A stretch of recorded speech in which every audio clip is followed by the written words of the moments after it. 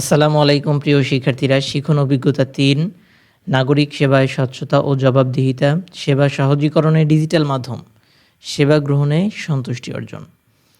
এই অধ্যায়ে তোমরা প্রথমে তোমাদের কাজ হচ্ছে পুরো রিডিংটা, পুরো পড়াটা যে লেখাটা রয়েছে সবগুলো পড়বে।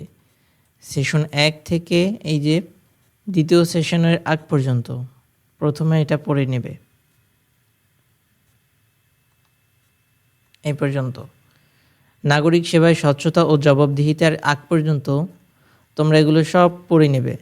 যদি পড়া না হয়ে থাকে তাহলে ভিডিওটা পজ করো, এখানে স্টপ করে রাখো, তারপর পড়া শেষ হলে এখানে চলে আসবে। দেখো, নৈর্ব্যক্তিক অংশ। নুজহাত কিভাবে তার জাতীয় পরিচয়পত্রের জন্য আবেদন করেছিল? অনলাইনে করেছিল। নুজহাতের পরিচয়পত্রে কোন ভুলটি ছিল? নামের বানানে ভুল ছিল। পিতার নামের বানানে, আসলে পিতার নাম কিন্তু না, নামের বানান। নুজহাতের পরিচয়পত্র সংশোধনের জন্য কি করতে হয়েছিল? সংশোধনের জন্য অনলাইনে আবেদন করতে হয়েছিল। ৪ নম্বরে, নুজহাতের পরিচয়পত্র সংশোধনের পর কিভাবে তাকে জানানো হয়েছিল? দেখো, SMS এর মাধ্যমে তাকে জানানো হয়েছিল। এই যে, প্রিয় নুজহাত, কর্তৃপক্ষের নিকট উপযুক্ত বিবেচিত হওয়ায় আপনার আবেদনটি অনুমোদন করা হয়েছে। তাহলে নুজহাতকে SMS এর মাধ্যমে জানানো হয়েছিল। নুজহাতের পরিচয়পত্র পাওয়ার পর তার অনুভূতি কী ছিল? খুশি ছিল। সে অনেক খুশি হলো, এই যে ভীষণ খুশি। এক কথায় উত্তর দাও। ছোট প্রশ্ন। নাগরিক সেবা আগের থেকে অনেক সহজ হয়েছে কেন? ডিজিটাল প্রযুক্তি ব্যবহারের কারণে। নুজহাত কোথায় আবেদন জমা দেয়? অনলাইনে। নাগরিক সেবাকে সম্পূর্ণরূপে ডিজিটালাইজড করা হয়নি কেন? সকলের সুবিধার জন্য। দেখো প্রিয় শিক্ষার্থীরা, এখানে রয়েছে সকলের সুবিধার জন্য। এই যে, সকলের সুবিধার জন্য এখনও নাগরিক সেবা সম্পূর্ণরূপে ডিজিটালাইজড করা হয়নি। নুজহাতের মোবাইলে কি আসে? SMS আসে। নুজহাত কি ডাউনলোড করে? পরিচয়পত্র। নুজহাত কি সংশোধনের জন্য আবেদন করে? ভুল। নুজহাত কিভাবে তার জাতীয় পরিচয়পত্রের ভুল সংশোধন করে? অনলাইনে আবেদন করে। সংক্ষিপ্ত প্রশ্ন ও উত্তর। ব্যক্তিগত তথ্য কি? সুন্দর করে এই প্রশ্নগুলো পড়বে যেন পরীক্ষায় আসলে তোমরা উত্তর দিতে পারো। ব্যক্তিগত তথ্য হলো সেই তথ্য যা একজন ব্যক্তিকে শনাক্ত করতে পারে, যেমন একটি নাম, নম্বর, ঠিকানা, ইমেল ইত্যাদি। রচনামূলক প্রশ্ন। শুরু থেকে শেষ পর্যন্ত নুজহাত সেবাটি পেতে কি কি ধাপে কাজটি সম্পন্ন করলো তা প্রবাহ চিত্রের মাধ্যমে লিখো। তোমাদের পাঠ্য বইতে কিন্তু একটি প্রবাহ চিত্রের কথা উল্লেখ করা হয়েছে। এই যে, এখানে তোমরা এই প্রবাহ চিত্রটি লিখতে পারো।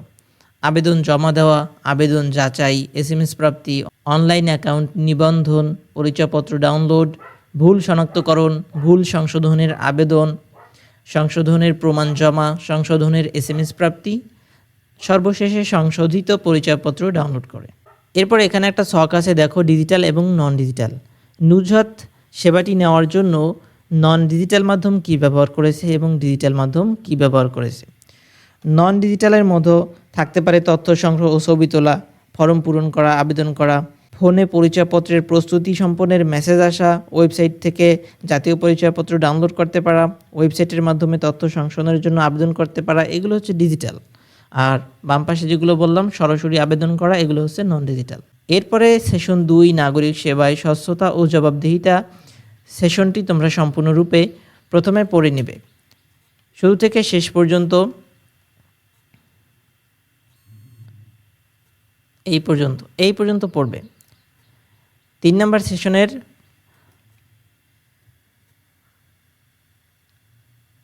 ৩ নম্বর সেশনের আগ পর্যন্ত তোমরা এটা সুন্দর করে পড়বে। যদি পড়া না হয় তাহলে ভিডিওটা পজ করো, পড়া শেষ হলে তারপর এখানে চলে আসবে। আচ্ছা, নৈর্ব্যক্তিক অংশ। ই পাসপোর্ট কি? ই পাসপোর্ট হচ্ছে একটি ইলেকট্রনিক চিপ ধারণকারী পাসপোর্ট। ই পাসপোর্টে কোন ধরনের তথ্য সংরক্ষিত থাকে? ব্যক্তিগত ও বায়োমেট্রিক তথ্য। এই প্রশ্নগুলোর উত্তর তুমি সহজেই দিতে পারবে তুমি যদি পাঠ্য বইটি সুন্দর করে পড়ো।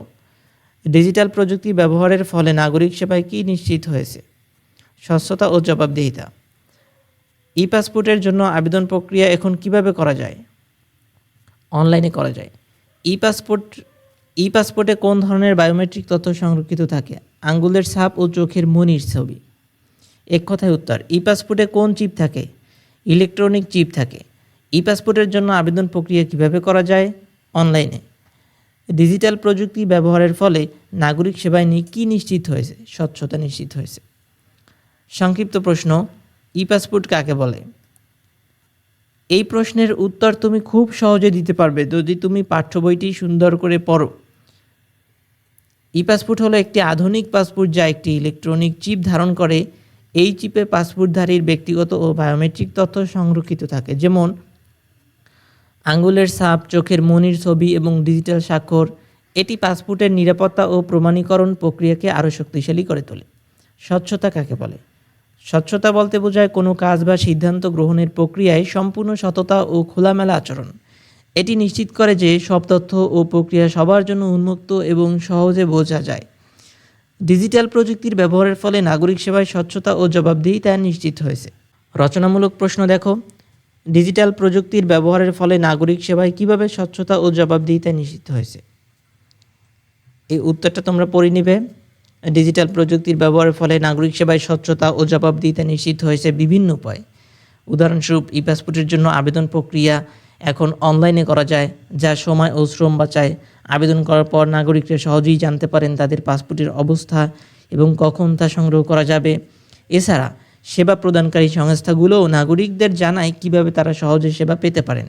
ডিজিটাল প্রযুক্তির ব্যবহারের ফলে নাগরিক সেবায় স্বচ্ছতা ও জবাবদিহিতা নিশ্চিত হয়েছে, কারণ সব তথ্য ও প্রক্রিয়া সবার জন্য উন্মুক্ত এবং সহজে বোঝা যায়। ই পাসপোর্ট সম্পর্কে ধারণা দাও।